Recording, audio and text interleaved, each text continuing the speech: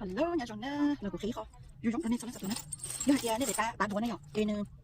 này nè cái, cho nó kia tụi nó nó có cái nhái vậy, đó chỉ mà nhiều cho các bạn nó nhìn kì, mua giờ là cái gì vậy nè kì, thì mà xài cả cho cũ, thì cái nó cũng hay nè, cái mảng nó kì cái giống gì thế nào, cái giống gì thế nhở? Cũng biết lúc có khai cầm là dây của mình gì nó nên xài cho nó, để cái mảng no, nhưng mà cái mảng này nhiều thao lỡ, tụi nó mua thao lỡ, cái mảng gì thế nào kì, tụi nó nói số tiền tan cho chỉ số suy comment nè, post này nè, trong cái shop ít tụi nói gì chậu, nó sale gì chậu thế nào kì, cho nó kì, ít tụi thì tụi đây ít của cái chậu, này ít của cái chậu đó cái chỉ tiền tan cho chỉ có chỉ suy comment đi, bên nó là số tiền của tan cho thế nào kì, bên nó số tiền của tan cho xứ,แล้วก็เดี๋ยวพี่เนาะแล้วมันยุ่งยี่สิcác bây giờ cái điện đó thật xả cái điện đó thật xả lắm, uống mà cái chuyện này của chúng tôi đó là tôi cho còn khó trong gì thế, sáng nó thì không có đúng không, bữa tụi ăn tao đi nó này ạ, bữa tụi ăn tao đi nó nè, chỉ có một tay có thể có cha còn lo cha tụi bắt đó là men gì này kì, có tay đi nó này, nó tay đi nó kì, số các công nhiên các công nó đó này, kì dù đầu tao họ sẽ mạnh qua,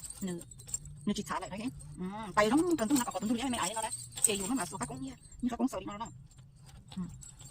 thì nó, gì, nó kì giống cầu nó kì giống cầu từ số bảy.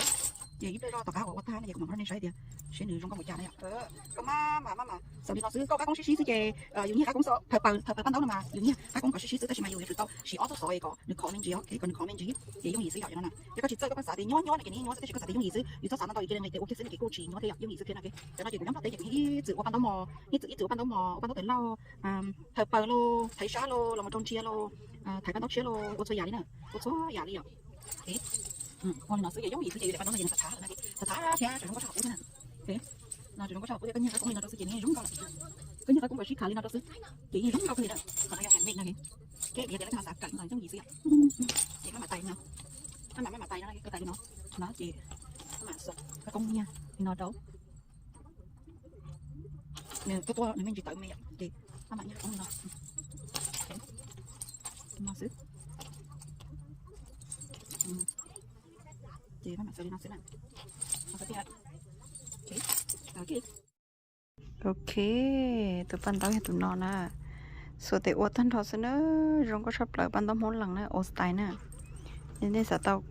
tụi lá tại đồ nó về mẹ sẽ cho cũng nó cái cũng mới cho là thợ bờ chỗ mà lấy trâu cho nó cái chỉ cho trâu cho nè đó rõ cho sẽ hay cái thân thôi hả cậu cho à đó chỉ mà lấy cho nó lỡ nó cái chỗ chưa cho xỉa họ xa cho xỉ liến này cho nó nè xong có tiếp theo nè ok số tiền của thanh đó xí ok nhìn nhé nó chơi là chỉ cả vô chơi của thiết ly trả cá mà sình cho lò thợ bờ đôi chuyến ok nè có số cũng lo đi nó thống lời gì có mà đi thợ bờ đi nó nè có mà đi như cái cũng nhìn trời đi nó đâu nó ok mà như cái cũng nhìn trời nó đâu còn nó của tiếng của ta là giống câu đi nó nè ok nè xí giống gì sẽ tia vừa thì nhói chạy nhói vừa thì giống gì sự này ok nên thì chỉ ra này chị nó có hơn gì họ tấm bằng trong nó chị lo xoáy nè ok chị thật xá là tia thật xá tôi là giống câu rồi nè ở lăng bí nè cho lăng bí đại ở lăng nha